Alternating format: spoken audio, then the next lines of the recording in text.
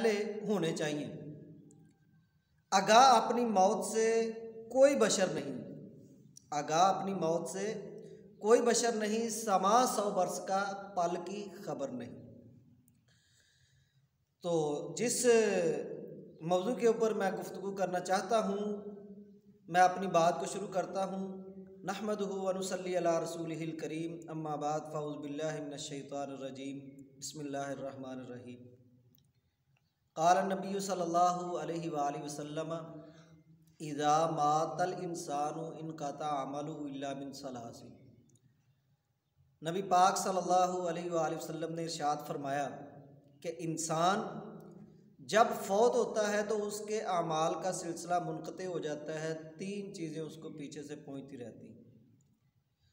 और ये इंसान जब फौत होता है तो फौत होने के बाद बीवी है तो वो बेवा हो जाएगी, बच्चे हैं तो यतीम हो जाएंगे, माल है तो वो तकसीम कर लिया जाएगा। इन तीनों चीज़ों से, इन तीनों कामों से पहले इंसान को इन चीज़ों के ऊपर गौर करना चाहिए जो नबी पाक सल्लल्लाहु अलैहि वसल्लम ने हमें चीज़ें बतलाई हैं।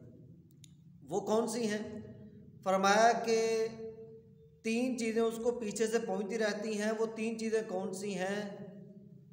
इल्म, ऐसा इल्म जो लोगों को फ़ायदा पहुंचाए, जिससे लोग फ़ायदा उठाएं, कि लोग पढ़ पढ़ा रहे हैं और ये सिलसिला क़यामत तक जारी है। हत्ता कि किसी ने किसी को अलिफ बा पढ़ा दिया, अलिफ लाम मीम पढ़ा दिया, अल्हम्दुलिल्लाह पढ़ा दी, सूरत फातिहा पढ़ा दी, यानी शरीयत का सबक, शरीयत का इल्म, यही हकीकी इल्म है और लोगों तक पहुँचाया। मरने वाला अपनी कब्र के अंदर है तो उसको इसका बदला कब्र के अंदर पहुंचता रहता है। दूसरी चीज़, नेक औलाद।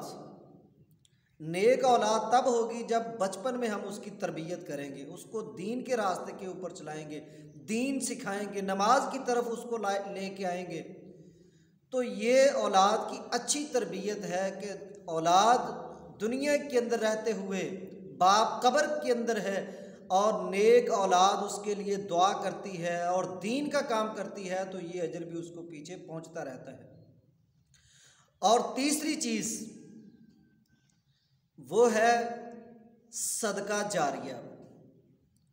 अल्लाह अकबर कबीरा। प्यारे वीवर्स, ये बहुत ही अहम मामला है सदका जारिये का। आप तवज्जो से सुनेंगे तो फिर आपको पता चलेगा। सदका जारिया वो है जो अल्लाह की रज़ा के लिए किया जाए। किसी के साथ नेकी करें अल्लाह की रज़ा के लिए, कोई रफ़ाए आमा का काम करें अल्लाह की रज़ा के लिए, किसी की हेल्प मदद करें अल्लाह की रज़ा के लिए, और किसी के सर के ऊपर हाथ रखें तो अल्लाह की रज़ा के लिए, किसी के ऊपर एहसान करें तो अल्लाह की रज़ा के लिए। तो रफ़ाए आमा में से कोई भी काम, किसी को नलका लगवा दिया, कुआं लगवा दिया और पानी का अहतमाम करवा दिया, वाटर कूलर लगवा दिया, सड़क बनवा दी, किसी का काम बिगड़ा हुआ था उसको बेहतर बना दिया, और कोई बेचारा फंसा हुआ था उसको निकाल दिया, कोई तकलीफ़ के अंदर मुब्तला था उसकी तकलीफ़ को दूर कर दिया। तो ये सारी चीज़ें रिफ़ाए आमा के अंदर आती हैं कि इंसान जब नेकी करे अल्लाह की रज़ा के लिए करे, किसी के ऊपर कोई एहसान ना हो और किसी किस्म के अजर की उम्मीद ना हो, सिर्फ अल्लाह रब्बुल आलमीन की ज़ात के ऊपर भरोसा रखते हुए बंदा इस नीयत से उसके साथ नेकी करे कि मैंने इसका अजर क़यामत के दिन अल्लाह रब्बुल आलमीन से लेना है। तो फिर हम किसी के ऊपर एहसान नहीं कर सकते कि यार मैंने तो फ़लाँ वक़्त फ़लाँ मौका पर तेरे ऊपर मैंने कोई नेकी की थी। लेकिन अफसोस से कहना पड़ता है कि अगर आज कोई एक बंदा किसी दूसरे बंदे के ऊपर नेकी कर दे तो मौका आने पर उसको जता देता है कि यार मैं तेरे फ़लाँ मौका के ऊपर काम आया था और आज तूने मेरा साथ छोड़ दिया। तो मेरा मतलब ये नहीं है कि वो इसका साथ ना दे, बल्कि उसको भी इसका साथ देना चाहिए।